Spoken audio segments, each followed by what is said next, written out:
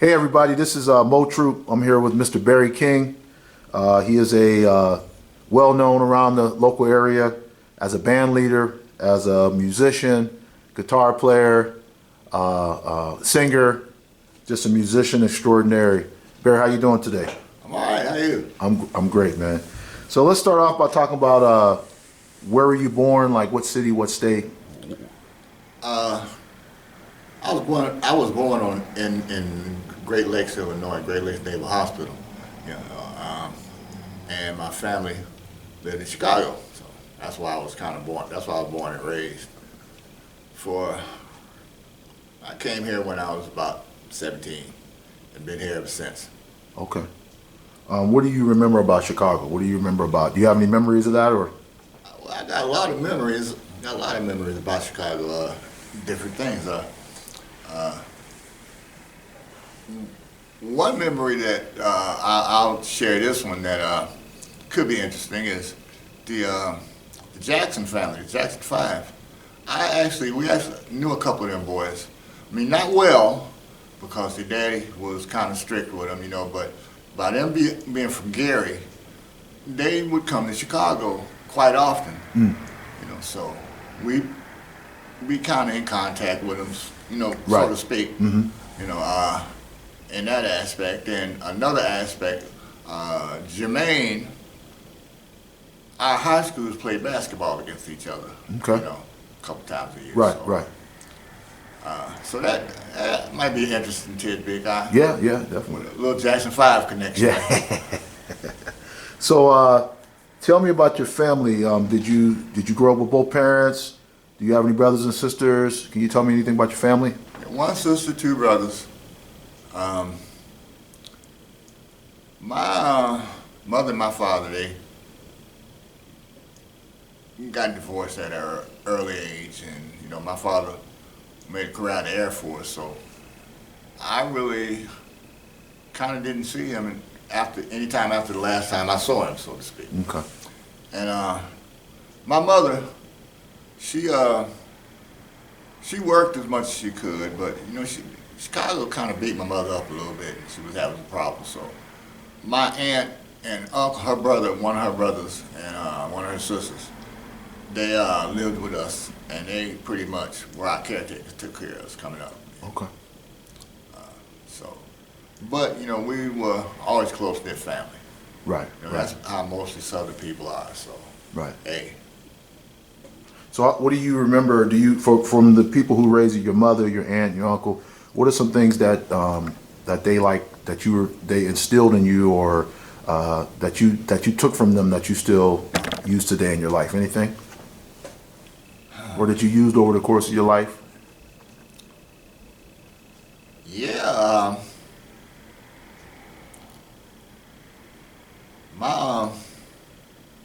Let me see. It's been so many things, man. One thing that stands out most, and I guess could be a top of the list. My uncle used to tell me all the time. He said, "Boy, whatever you do, make sure your word is good. Your word is your bond. And if your word ain't no good, then you ain't no good." So, I understood that even at an early age. So, Right. hey, so that's one. And I guess from my mother and my aunt, it was always about keeping the Lord first in your life. Mm-hmm.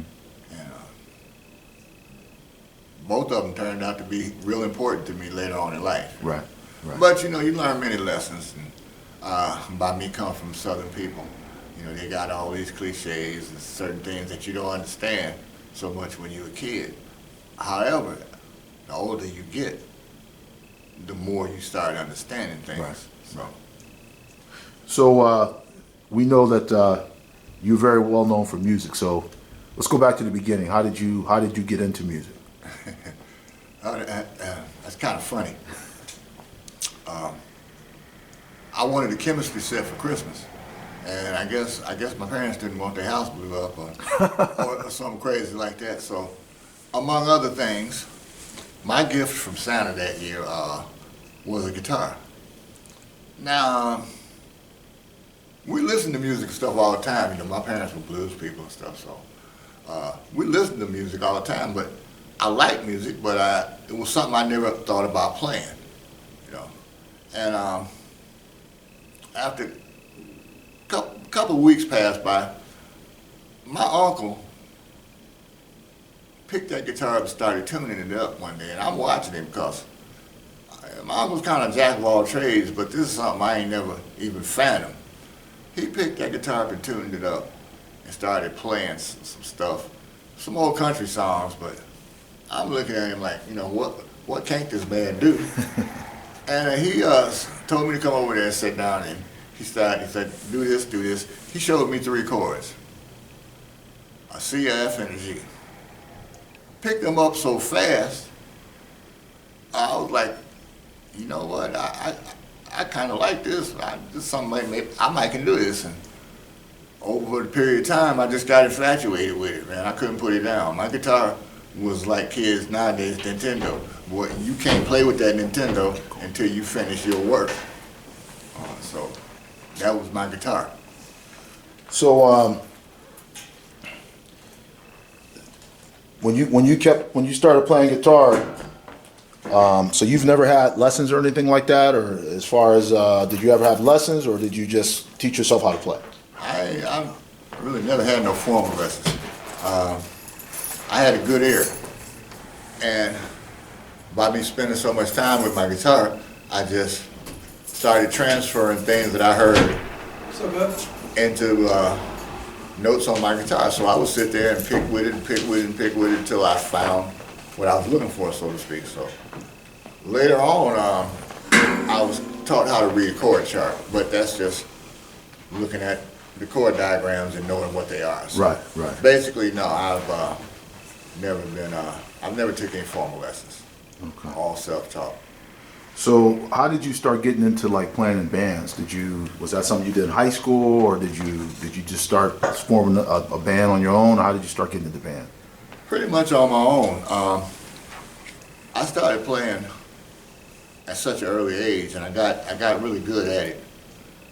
There were a lot of local musicians and local, at one time, were kind of stars and stuff that played in the area, and in a certain surroundings, you know, news travels about things, and everybody that wanted a band back in the days, they kind of knew who they wanted in their band. So I was one of the people that everybody kind of would have liked to have. Mm-hmm.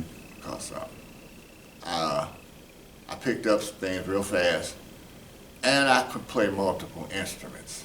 Right. You know, so the first really I would say professional job that I ever did, I was 13, and I played with a old Stax Records recording company guy by the name of Willie Maybine. And I played with him at this place, a little place called Betty Lou's Lounge in Chicago. Other than that, you know, just things like the Chicago Fest, Operation Pride, Operation Push picnics and stuff like that they have on the beach or out in Grant Park. And I got a chance to play with some, not in their bands, but you know, with some of the local people like Art the Price Sock, Jerry Butler, Gene Chandler. Right.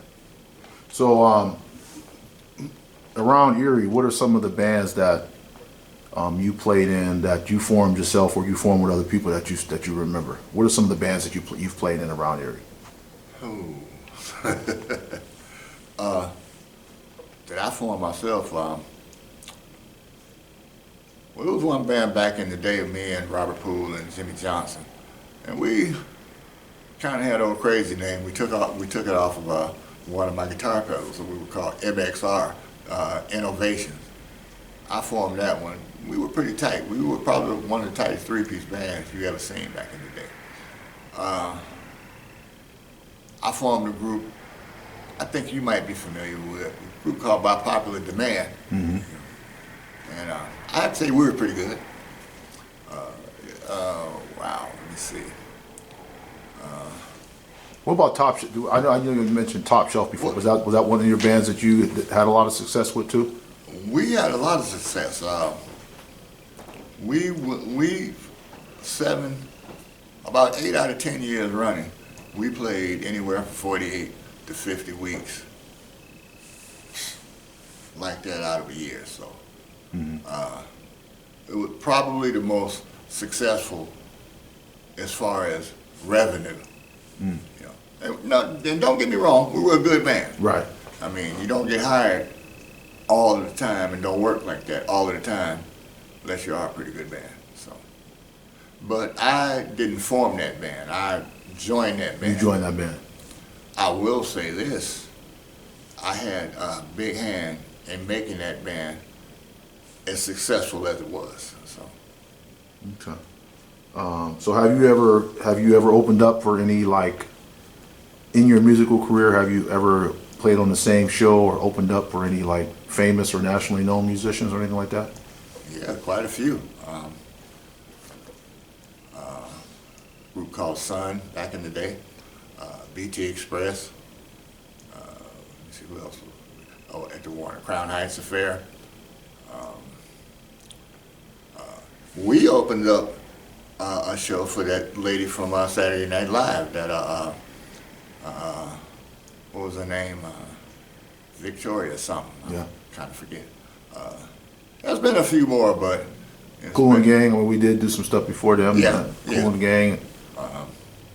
There's been a few more, but I have to really dig down in the memory banks to think about them all. So. Right, right.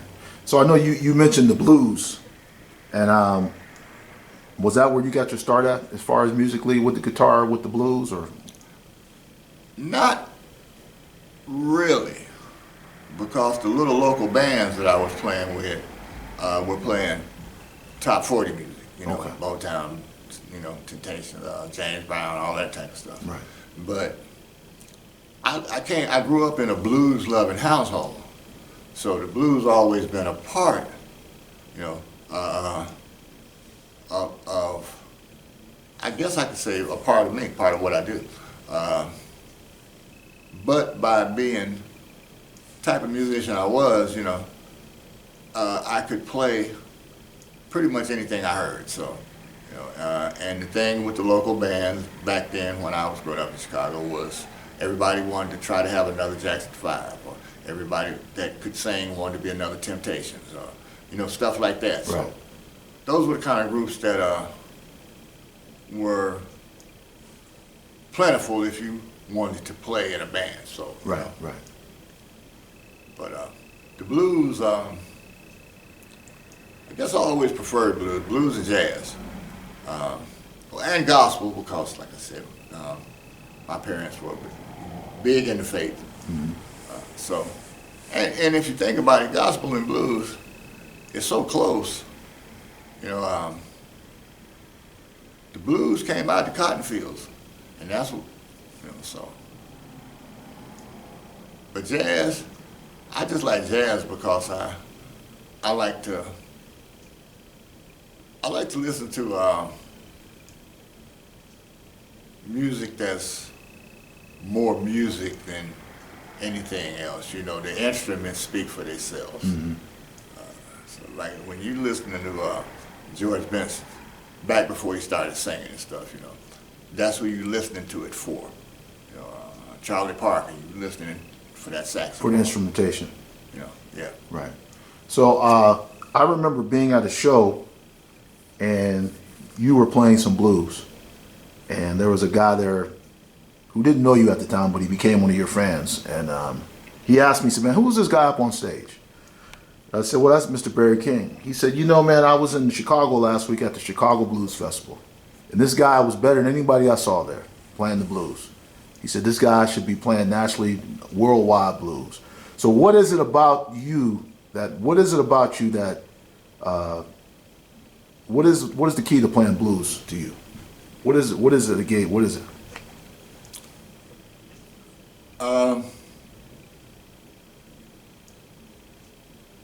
It's a feel. It's feeling.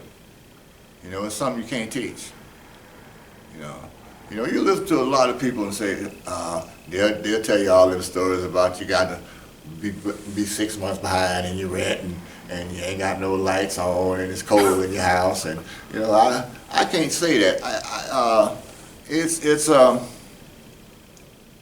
It's something that you got to be.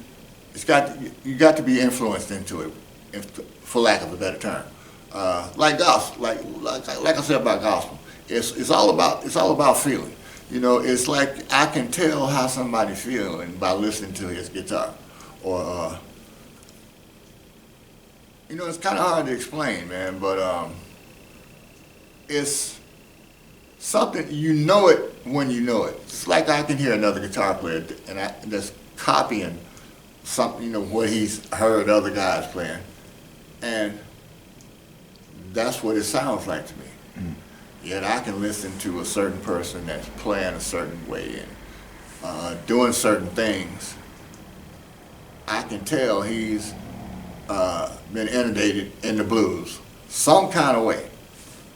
You know, it's kind of hard to explain, man, but it's a feeling. And if you're a blues person or a blues lover, you know it when you hear it. Wow.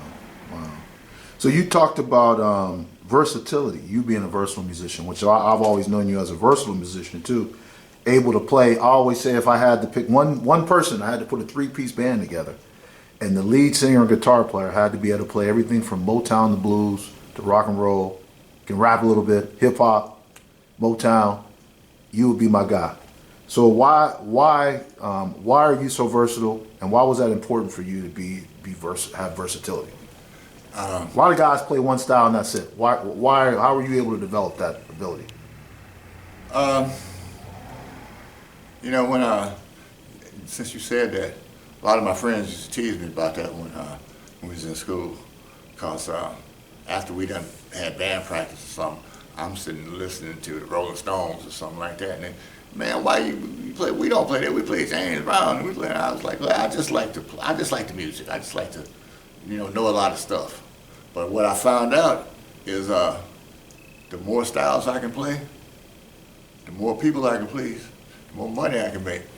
But as far as how I got into that, it's just the same way I felt when I learned that music was something that I could do, and it came pretty easy. I just started playing everything I heard, man.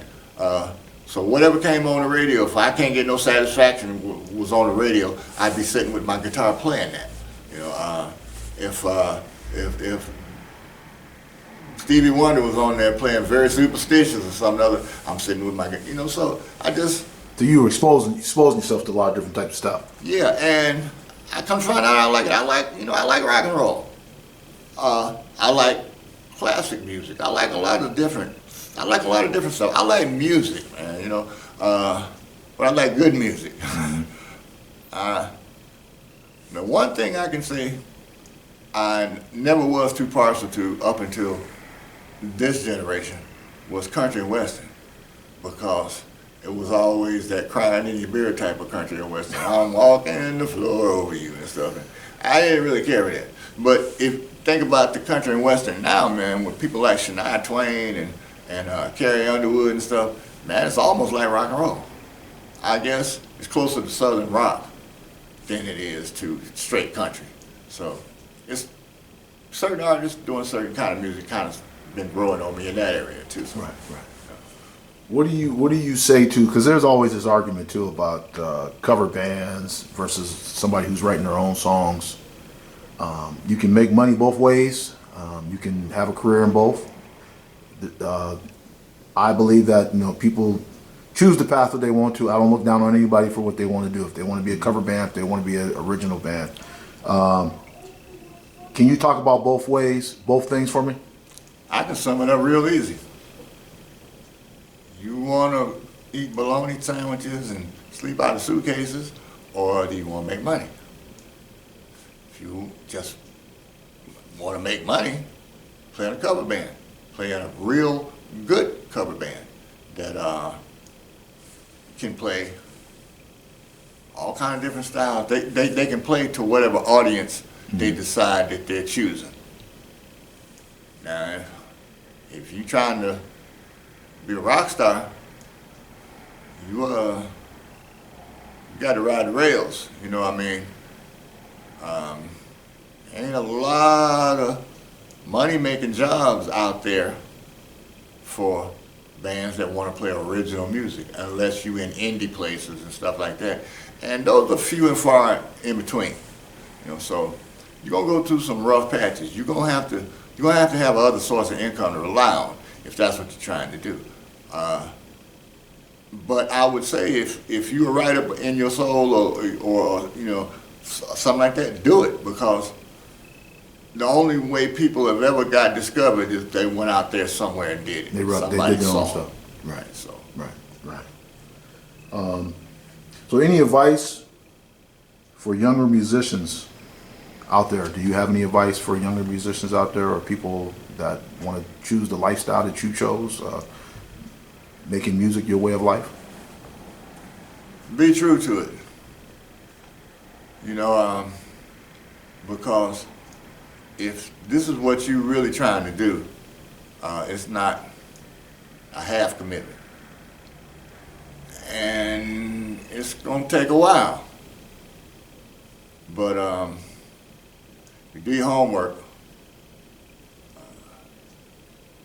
practice your instrument, and get your chops up.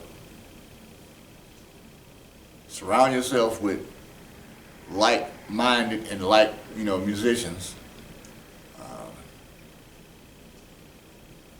Practice, the 5 P's.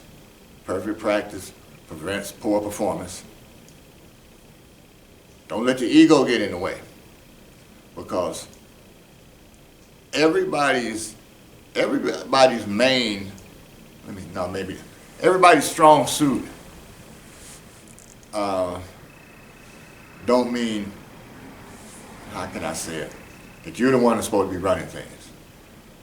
Everybody got a job to do. You got to understand who does well at this, who does well at that, and don't let your ego get into that. Use people as an advantage.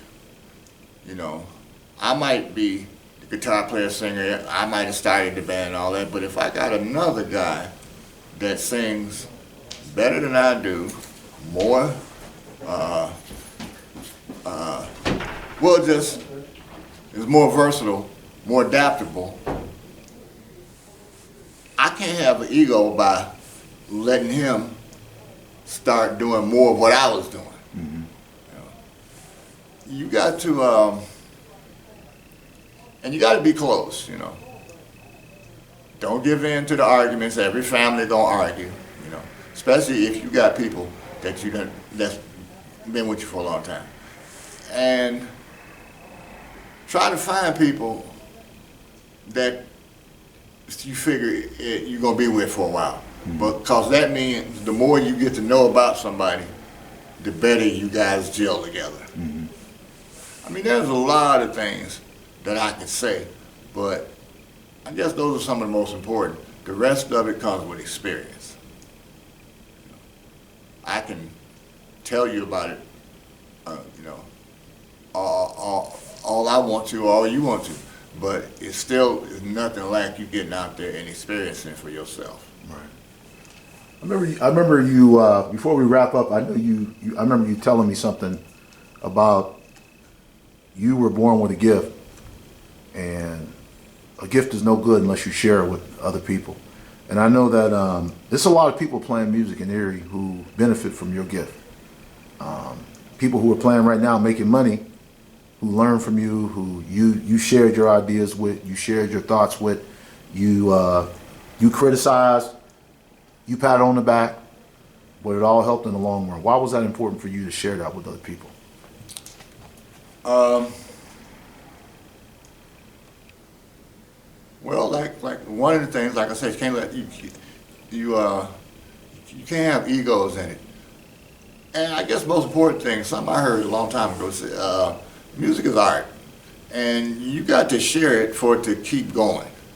You can't keep it. You know, it's almost like one of them things they say in some of them self-help, like NA and AA. Only way to keep it is to give it away. Well, that's the same thing with music. You know, if you think about it, it started somewhere, and everybody is picked up from somebody else and took it where they wanted to take it with their own ideas and, you know, their own little touch to it. The next one generation after that take that and take it to where they want. You know, and that's the way it's done. You know, it can't live if it don't travel. I don't know how much sense that might make to somebody, but you know, you get it from one place. You know, you're not going to be here forever. You take it as far as you can take it. Somebody else going to take it from there. And as far as advice, you just give them the best advice that you can, and most of it is advice somebody is giving you. Mm-hmm. You know, just like I might tell somebody that sounds like crap. Somebody might have told me something sounds like crap one time. You can't take it to heart. You take it to say, okay, I'm gonna find out why it sounded like crap. If they can't tell, and fix it. I remember an old blues guy one time he sit me down and said, boy, you know what? You're pretty good, and you're pretty fast, but slow some of that stuff down sometime. It's the blues.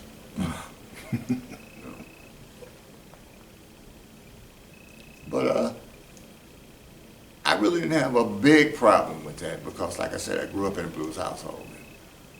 B.B. King, and by my name being King too, you know I had to get ready for him. Right. Anytime I play some B.B. King, I got to play. I got to bring it. Right. You know, so when you hear, just real quick, when you hear the word pocket, people use this word pocket. What is that? When you hear that word, what comes to your mind? Pocket. Now that was big with you, so. Yeah. Any band's got a core, like a heartbeat. Heartbeat starts with the drummer, bass player, and then that guitar. And if you're trying to keep a three-piece, you got to have a guitar player that not only can play some lead, but can play rhythm. Now the pocket, that's where you want the core, you want that heartbeat to stay. You got to remember you got a small unit. And the less frills, the stronger and the tighter that song, groove, rhythm, whatever it is that you're doing at the time is going to be. That's what you want. That's where that pocket is. When you get in that pocket, and 3/4 of that song is going to be in that pocket. It's going to be right there like a heartbeat. Everybody gets chances to add stuff here, add stuff there, but not too much and not too far out there. You want to go and you want to stay right there in that pocket. Now, if you learn how to do that, everything else around you, they can help, but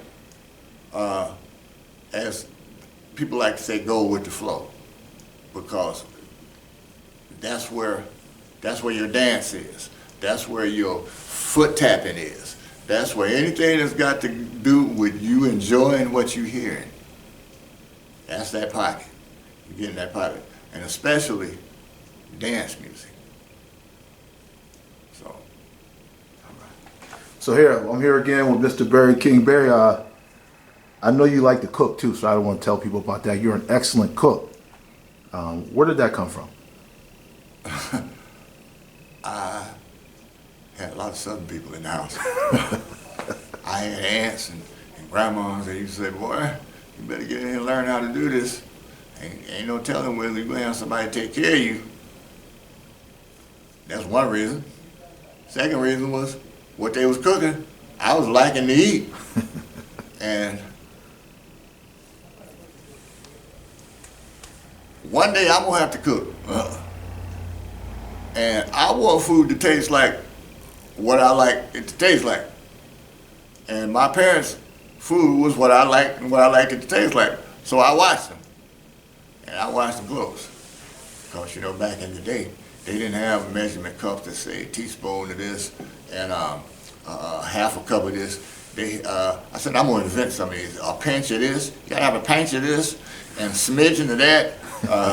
So, you know, it wasn't really the fact of watching them putting it on the stove. It was watching them what they put in it and all that type of stuff. So really just watching. You know, it don't take much to learn how to do something like cook. Right. Barry, you're well known for My Girl. Can you give us a little bit of it, or are you able to sing a little bit of that for us today? You know, I can't kill that song. Or a little blues? That song just won't let me die. Just won't. I can't kill that song. But that or this choice. Both. Well, give us what you want. I got sunshine on a cloudy day. When it's cold outside, I've got the Mother May. Well, I guess you say, what can make me feel this way, my girl? You know, I mean, I guess I do a good job, but like I said, I like the blues. Gypsy woman told my mama on the day that I was born, son, you got a man-child coming, and he's gonna be a son of a gun. He gonna take pretty women and take them by the hand, and everybody gonna know that I'm a Gucci man, yes I am. And everybody knows that I am. Well, I'm your Gucci man. Everybody knows that I am.